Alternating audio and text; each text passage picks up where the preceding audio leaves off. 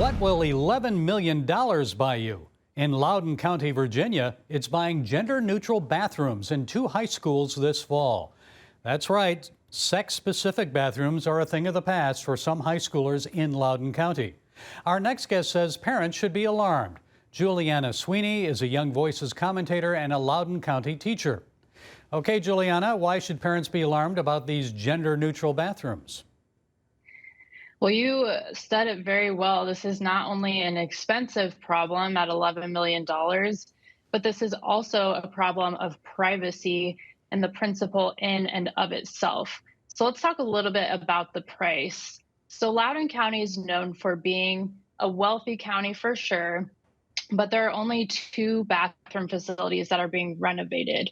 There are about 16 high schools, not to mention the dozens of middle schools and elementary schools that would also be renovated if they follow through with the pilot program. And so this would be a multi-million-dollar project across the county. And then second, and most importantly, 2 most importantly things is first the privacy issue. So the bathrooms are a floor-to-ceiling stall instead of partition stalls. And so there is supposedly complete privacy in gender-neutral spaces. Now, that being said, LCPS and the DC metro area in general already has problems with drug abuse and sexual abuse occurring in bathrooms. And so there is a concern with this supposed privacy that the problems would be exacerbated. And then finally is the principle in and of itself. We continue to get rid of women's spaces at the expense of their safety. In some cases, there are 13 and 14-year-old girls who would be sharing bathrooms with 18, 19, and perhaps even 20-year-old men.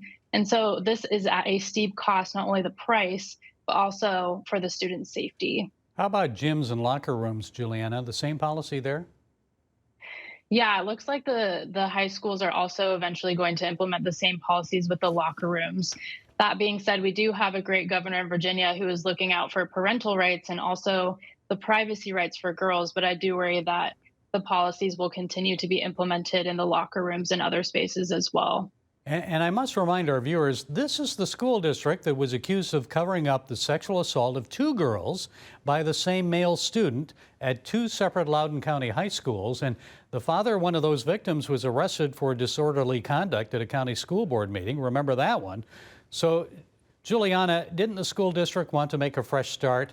They have hired the former superintendent of schools here in Virginia Beach, Dr. Aaron Spence, and he's starting his new job as superintendent of Loudoun County schools next month. So what difference do you expect he'll make on this?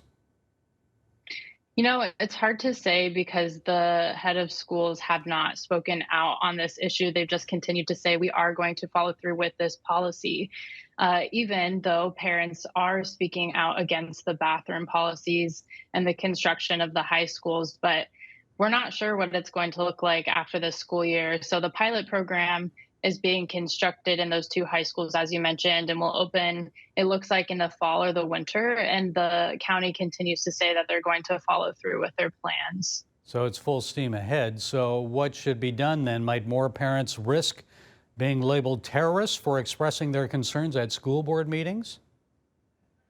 I do think that's part of it. The parents need to be willing to go to the school board meetings, to meet with the governor, to meet with teachers and administrators and make their voices known. But even more than that, I'm advocating for parents to consider alternatives, to consider Christian schools.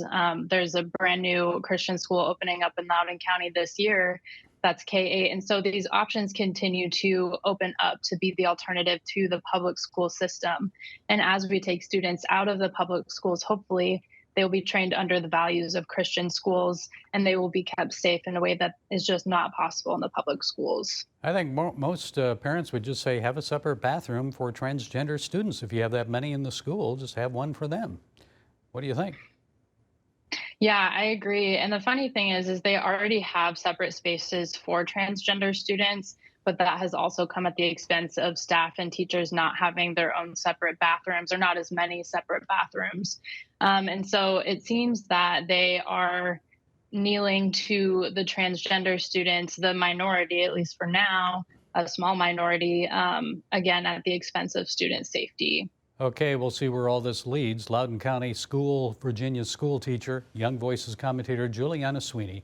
Thank you, Julianna, for sharing your insights. We appreciate it. Thank you.